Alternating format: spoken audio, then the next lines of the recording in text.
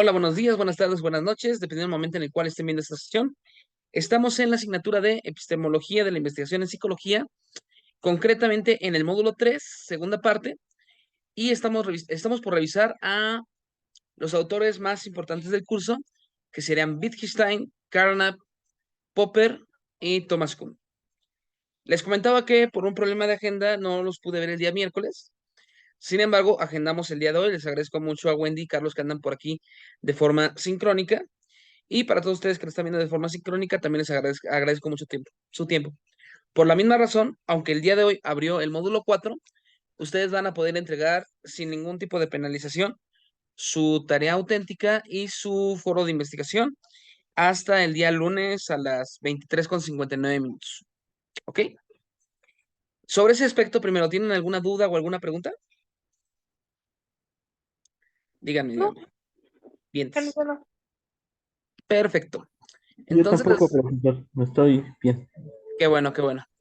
Entonces vamos a empezar y en este preciso momento vamos a ver, son cuatro, pero se podría decir que son tres de los autores más importantes de epistemología de, de investigación en ciencia. Son tan importantes porque directamente ya son filósofos de la ciencia. No solamente son epistemólogos como Kant o Hume, sino que ellos ya directamente van a estudiar y analizar el problema de qué es la ciencia. La filosofía de la ciencia como tal, como una rama independiente de la filosofía, surge en el siglo XX, ya cuando tenemos la ciencia bien asentada y bien establecida, va a surgir la filosofía de la ciencia como un problema. Tenemos tres grandes posturas, que es el neopositivismo, el falsacionismo y el constructivismo. Y cada una va a tener como su impacto o va a tener como su repercusión en el ámbito de la psicología. Lo vamos a ir trabajando un poquito. Muy bien. Ya habíamos visto a Hegel, ya habíamos visto a Kant, que son como las bases, los fundamentos. Pero después de esto, bueno, también Marx. Y ya después de esto vamos a llegar con esta parte, que es Rudolf Carnap y el ataque a la metafísica. Como, bueno, primero, levanten la manita digital si pudieron revisar o ya revisaron el material de la, del módulo 3 el que acabamos de concluir en teoría. Wendy si lo puedo revisar. Ok, ok, no hay ningún problema. Se los preguntaba para, si no, También, plantearles. ¿Mande, Carlos? Ok. digo que yo también lo pude revisar. Ah, muy bien, Carlos, muy bien. Se los preguntaba para darles un poquito de contexto entonces. Mira, hay un autor en filosofía del siglo XX que es como un parteaguas. Muchos lo consideran como el mejor filósofo de la historia. Bueno, ya saben, ¿no? En esto de la filosofía, a cada rato dicen que hay el mejor filósofo de la historia, pero en este caso se llama Wittgenstein. Wittgenstein, que es este sujeto que tenemos por acá, escribe un libro llamado el Tractatus Logicus Philosophicus. El título del libro está directamente en el módulo, pero por aquí se los pongo, es el Tractatus Logicus Philosophicus. Y en este libro va a explicar cómo se resuelven los problemas de la filosofía. Para Wittgenstein, toda la filosofía se puede resolver porque son problemas de lenguaje. Me voy a aclarar un poquito mejor con esto. Para Wittgenstein, los filósofos Kant, Hume, Descartes, no son como las personas más inteligentes del mundo. Al contrario, son personas que no saben utilizar el lenguaje. Entonces dice Carnap, si aprendemos a utilizar, perdón, Carnap no, Wittgenstein dice, si aprendemos a utilizar el lenguaje y lo hacemos de una forma correcta, vamos a poder avanzar en el conocimiento. Les voy a hacer tres preguntas y necesito que me digan si son verdaderas, falsas o qué piensan, ¿ok? Ahí va. La primera preguntita se las voy a poner escrita y todo para que tengan como un punto de anclaje. La primera pregunta es, a ver, ¿existe, no mejor, afirmaciones, en vez de preguntas, afirmaciones? Si les digo, ¿existe un país, un país llamado, Argentina. Ya ven que ahorita ganó Milei y hay un relajo por allá. Si hay algún argentino por casualidad lo están viendo, fuerza. Pero bueno, si yo digo, existe un país llamado Argentina, bienvenida, Angélica. Ok, si sigo, existe un país llamado Argentina, ¿eso sería verdadero o sería falso? ¿Ustedes qué dirían? Verdadero. ¿Cómo, Carlos? Verdadero. Totalmente. Y si les preguntara, muchas gracias, Wendy, y si les preguntara, demuéstrame que hay un país llamado Argentina, ¿qué prueba me podrían dar? Pues se podría un mapa o buscar en internet o algo así. Totalmente. Mapas, fotos de internet, entrevista a personas, otros elementos que los podamos contrastar. Muy bien, sí, esta sería una proposición verdadera.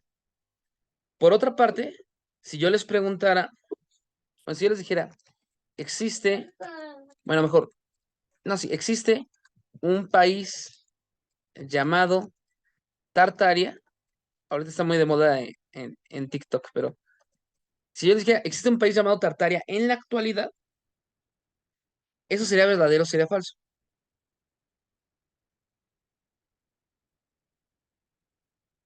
Piénsenlo. Déjenme aceptar a José.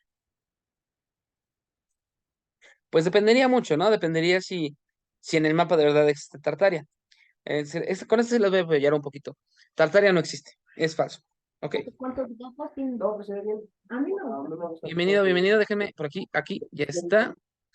Entonces, sí, Tartaria es falso, pero puedo determinar que es falso. Si ustedes me quisieran demostrar que Tartaria no existe, ¿cómo lo harían?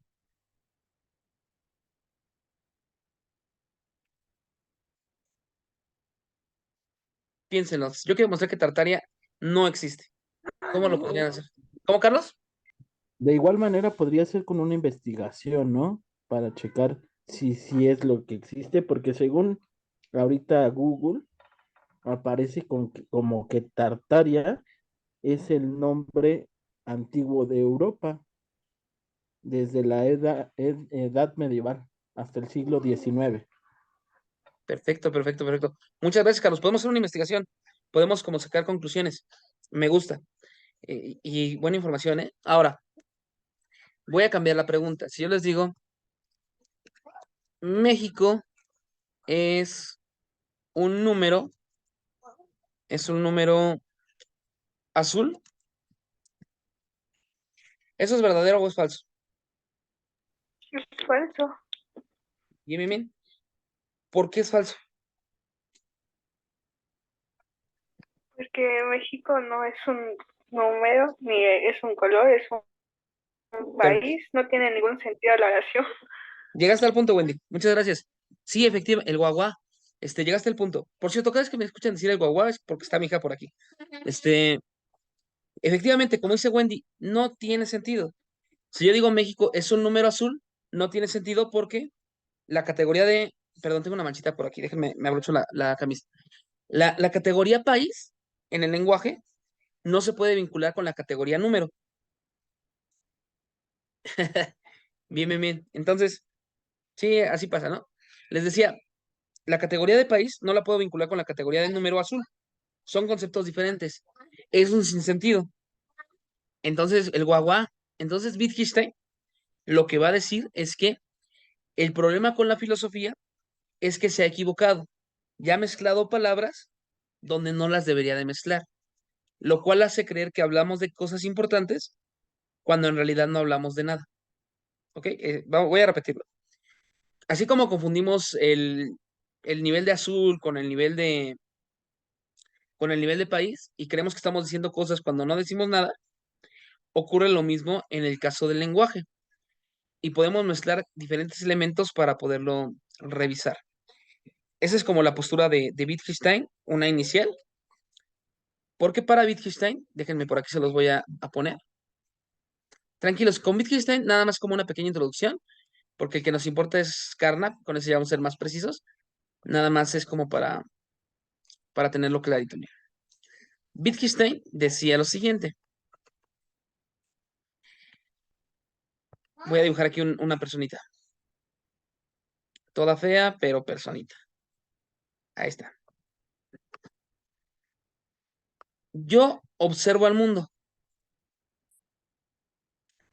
así como lo hacíamos con Locke, ¿no? Entonces yo observo al mundo y lo que observo del mundo lo capto y lo construyo en una figura de la mente. Aquí lo tenemos. Y esto que tengo en la figuración de la mente lo digo por medio de palabras. Ya. En otros conceptos, el lenguaje es verdadero si corresponde a la imagen mental con la imagen del mundo. Tenemos que tener como una triple vinculación. Yo observo el mundo, lo represento mentalmente, y si mi explicación de lo que es con palabras corresponde, es un Ay, perdón, no estoy proyectando nada, ¿verdad? Perdónenme, perdónenme. Les voy a compartir porque estoy nada más mostrando un dibujo y no les estoy mostrando nada a ustedes. Ahí va, ahí va. Permítanme. A ver, a ver, a ver, a ver. Es aquí. Si no, ¿cómo van a ver el dibujito? Ya. Les decía, yo observo una manzana, me hago la idea de una manzana y la digo con palabras. Esta sería la figura del mundo. Cada vez que yo me represento en la mente un objeto y lo expreso con palabras, estoy haciendo una figuración del mundo. Si lo que observo y lo que pienso corresponde con lo que digo, estoy diciendo la verdad. Si lo que pienso y si lo que veo y lo que pienso no corresponde con lo que digo, estoy mintiendo o estoy diciendo un sinsentido. Muy bien. Ahora, voy a hacerles una pregunta medio extraña. ¿De qué color es el fondo de este dibujo? Piénsenlo.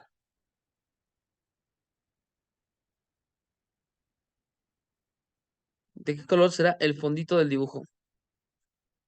Blanco. Perfecto. Muy bien. Sus ojos funcionan a la perfección. Sí es blanco. Blanco, blanco, blanco. Bien. ¿Por qué les pregunto esto? Cuántas palabras conocen que designan el concepto de blanco? ¿Cuántas palabras tenemos para decir blanco en español?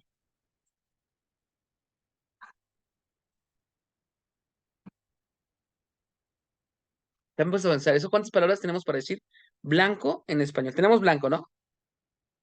Y quizás blanquitud, no sé. O quizás por una. Es que es una nada más. Se los comento porque hay un pueblo que se le mal llama esquimales, pero son los inuits que viven en Alaska. Este pueblo tiene alrededor de 30 palabras diferentes, 30, para explicar lo que es el blanco. ¿Por qué? Porque como todo lo que ven es blanco, todo lo que ven es blanco, el pisar una tonalidad de blanco en lugar de otra es una cuestión de vida o muerte. El lenguaje nos sirve para explicar nuestro mundo. Por eso Wittgenstein decía que el límite, el límite de mi lenguaje es el límite de mi mundo. Y esto se vincula muchísimo con psicología.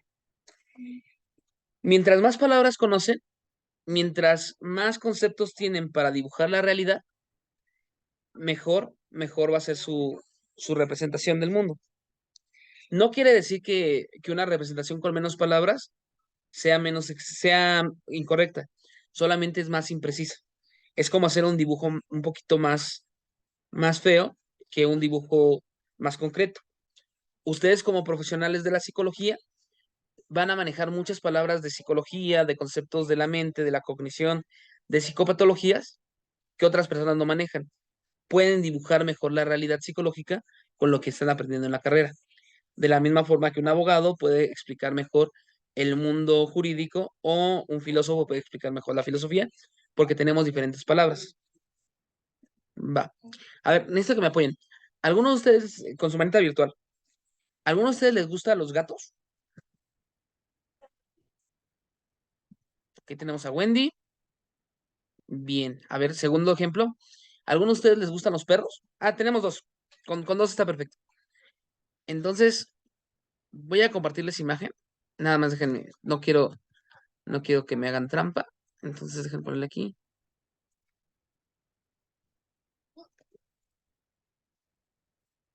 Oye, denme un segundo, estoy abriendo la imagen para que la puedan ver.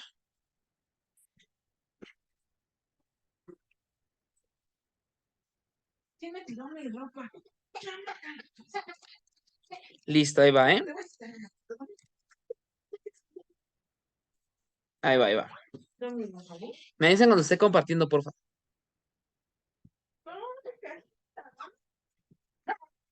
Creo que ya, ¿no? Ya lo están viendo el gatito por aquí. ¿Sí? Ok. Ahora, ¿cómo, cómo denominarían a este animal de aquí? ¿Qué nombre utilizarían o qué palabra utilizarían para referirse a ese animal? Un felino, muy bien, muy bien, muy bien, muy bien. ¿Qué otras palabras se les ocurre? Por ejemplo, yo diría gato, ¿no? Porque yo no soy fanático de los gatos, pero un Michi. Ok, ok, eso ya tiene otros conceptos. Sí, sí, sí. Un Michi con las, ¿cómo se llaman a las personas que tienen los Michis? Es Karen, ¿no? Los Michis, las Karen. Un animal, ese ya es un poquito más general. ¿Qué raza de gato es? Piénsenlo, piénsenlo. Si no, no hay problema. Miren, aquí exactamente es un siamés. Entonces, si yo le llamo animal, si lo llamo Michi, si lo llamo felino, si lo llamo gato o si lo llamo siamés, es el mismo objeto. Pero hay palabras que lo describen mejor. Inclusive, si fuéramos biólogos, podríamos decir las categorías, bueno, la taxonomía del gatito para poderlo explicar mejor. Entonces, para Wittgenstein, mientras más palabras posea, mejor voy a dibujar el mundo. El problema es cuando confundo los niveles del lenguaje y entonces creo errores donde no los hay. La vinculación que tiene con la ciencia es que la ciencia es un lenguaje. Este lenguaje les permite explicar mejor el mundo. No es que una persona que tiene una concepción religiosa o que tiene una concepción rural sea mala o sea negativa. Simplemente tiene un dibujo un poquito menos exacto de la realidad. Y el objetivo de la ciencia es hacer dibujos cada vez más precisos de lo que es el mundo. Por eso el por eso el CIE 11 y el DSM-5 se van renovando para hacer imágenes más precisas. Ahora, vamos con el siguiente autor. Carnap. Rudolf Carnap va a seguir los postulados de este Wittgenstein, nada más que los concentra en filosofía de la ciencia. Este Wittgenstein, el que acabamos de ver, es mucho más amplio de lo que les dije. Explica cosas como, por ejemplo, la mística, el lenguaje, muchas cosas. Pero Carnap, ya nos vamos a centrar en él, es neopositivista. Así como Comte era positivista, Carnap es neopositivista porque en el siglo XX lo volvió a recuperar. Y para Carnap, el objetivo principal de la filosofía y de la ciencia es el ataque de la metafísica. Aquí sí ya vamos a atacar directamente a la religión, a la filosofía, a la mística, a todo lo que no tenga pruebas. Carnap va a decir que está equivocado. ¿Cómo lo hace? Carnap va a decir que existe un problema con las expresiones metafísicas. ¿Qué es una expresión metafísica? Una expresión metafísica es un sinsentido del lenguaje, como lo que veíamos de México, es un número, y esto afecta la comprensión del mundo, porque si yo creo que el mundo es un número, o si yo creo que el ser humano tiene un alma inmortal, o cosas así, en realidad no estoy dibujando la realidad como tiene que ser. Estoy cometiendo desvaríos, o si creo que por la física cuántica o por la ley de atracción me van a pasar cosas, ya estoy cometiendo como cosas que no tienen sentido. Entonces, para Wittgenstein, tenemos que eliminar estos errores. ¿Cómo surgen estos errores y cómo eliminarlos? Dice este Carnap que para poderlos eliminar, tenemos que dividir el lenguaje en dos tipos de oraciones. Oraciones materiales y oraciones formales. Aquí me espero para podérselas explicar. Una oración material es algo que puedo observar, puedo oler, puedo probar, puedo oír, puedo tocar. En el sistema de este lock que vimos la sesión pasada, equivaldría a las ideas simples, a las impresiones simples. Todo eso sería una idea, una oración material. Una oración formal es algo que no puedo ver con los sentidos, pero lo puedo explicar a través de los sentidos. Voy a explicarlo un poquito mejor. La gravedad, si yo hablo de la palabra gravedad, ¿será una oración material? Bueno, ¿será un concepto material o un concepto formal? La gravedad. ¿Ustedes qué piensan? Formal, totalmente, ¿no? Por más que me esfuerce, yo no voy a poder ver la gravedad. Pero entonces, si no puedo ver la gravedad, ¿cómo sé que la gravedad existe?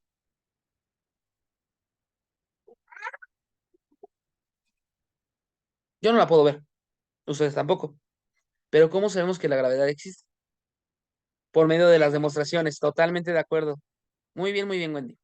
Por medio de las demostraciones, yo no puedo ver la gravedad, pero puedo ver los efectos que tiene la gravedad sobre diferentes objetos. Las proposiciones formales se derivan de proposiciones materiales. Ahora, hay ciertas proposiciones, dice Carnap, que son errores de la mente, así como veíamos lo de México es un número. A eso lo va a llamar pseudoproposiciones. Una pseudoproposición es una proposición material, no, perdón, es una proposición formal que finge ser material. Y aquí empieza a surgir la metafísica y empiezan a surgir los errores. Para Carnap hay que eliminar todos estos errores del lenguaje para poder avanzar en ciencia. A ver, esto me gusta explicarlo con un cuento. Es más fácil. Imaginemos que hay dos hermanos y a los dos hermanos le están contando un cuento, su papá. De repente uno ya se empieza a quedar como dormido, ya empieza como a cabecear y el otro se emociona mucho y grita de la emoción. Ya al gritar, despierta a su hermano. Lo despierta porque pues, lo asustó. Y entonces su papá le dice al niño, ya le espantaste el sueño a tu hermano.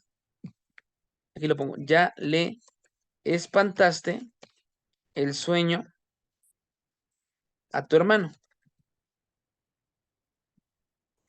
Y el niño chiquito, como pues está chiquito, le dice a su papá, y si le espanté el sueño a mi hermano, ¿en dónde se escondió?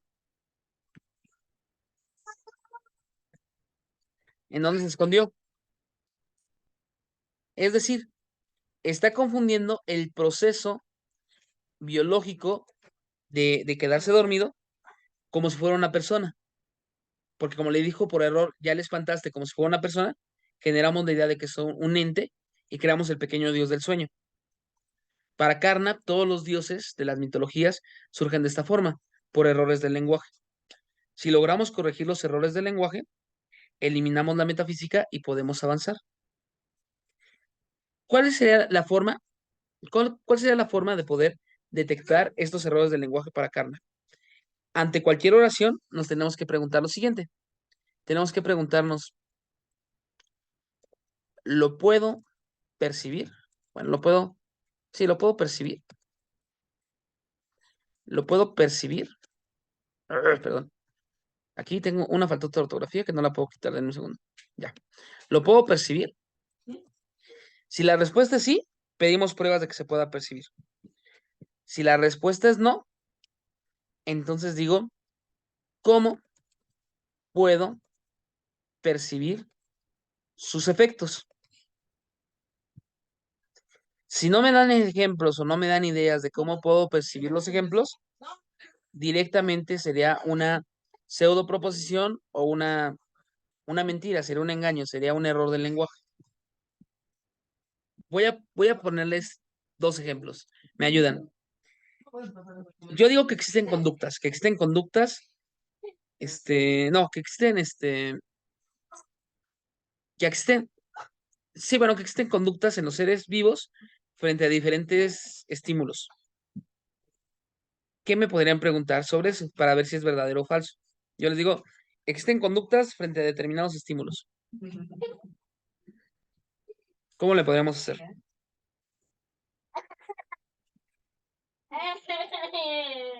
Muy bien, por aquí pueden escuchar a mi hija que anda riéndose porque está contenta. Pero bueno, entonces, podemos preguntar directamente, ¿cómo puedo ver esos efectos? ¿Cómo puedo ver esos estímulos? Y yo les diría, bueno, mira, aquí tengo a 100 sujetos de prueba, le aplicamos una conducta, le activamos un estímulo y tiene una conducta. Lo puedo registrar y lo puedes ver. Diría, ok, me parece muy bien. El guagua, me parece muy bien. Y ya con eso lo puedo decir. Ahora, levante nada más la manita. ¿Conocen la ley de la atracción?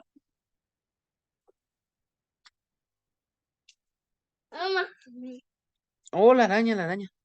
¿Conocen la ley? Bien, bien, Carlos sí la conoce y demás. Los que no la conocen, la ley de la atracción lo que dice es que si tú piensas algo y lo piensas con todas tus fuerzas, eso se va a conseguir. Por ejemplo, yo quiero un trabajo donde gane 200,000 pesos mensuales. Estaría padre, ¿no? Yo quiero un trabajo donde gane 200,000 pesos mensuales. Tendría que pensarlo con todas mis fuerzas, y entonces se manifestaría el trabajo. Para Karna, ¿qué preguntas tendría que hacer para demostrar si eso es una oración material, formal o una pseudo proposición? Piénsenlo.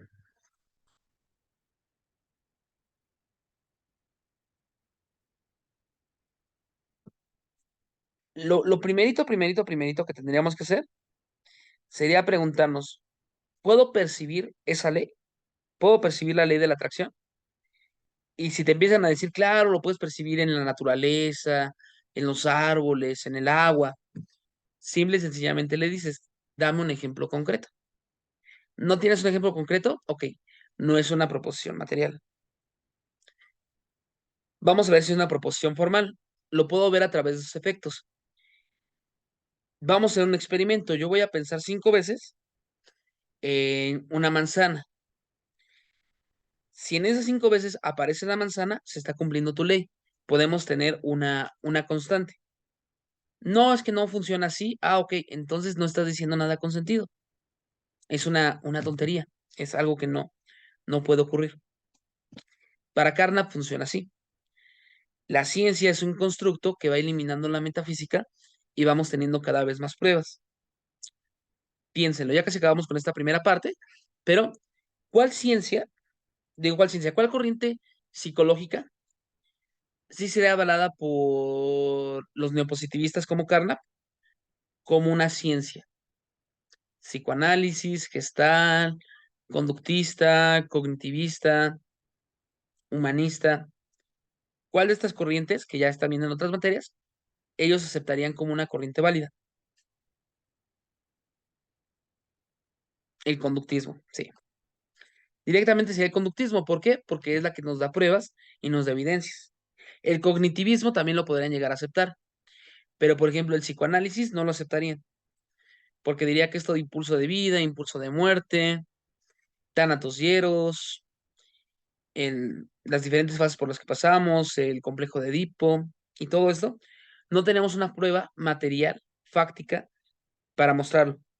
Y como no lo tenemos, un neopositivista diría, es mentira, es un absurdo. ¿Cuál es el gran problema que tenemos con los neopositivistas? Está muy padre, funciona, pero el problema es que entonces la ciencia se vuelve muy rígida, solamente se trata de eliminar cosas y no de proponer. El que empieza a romper con este paradigma y ya empieza a proponer cosas muy padres, y es el autor como central de nuestra unidad, es Popper, Karl Popper, el cual vamos a ver en la segunda parte de esta sesión. Entonces, terminamos aquí. Vuelven a entrar, por favor, para ver la segunda parte. Si lo estás viendo a la distancia, nada más dale al siguiente video. Ok, cuídense mucho. Nos vemos ahorita mismo. Bye bye.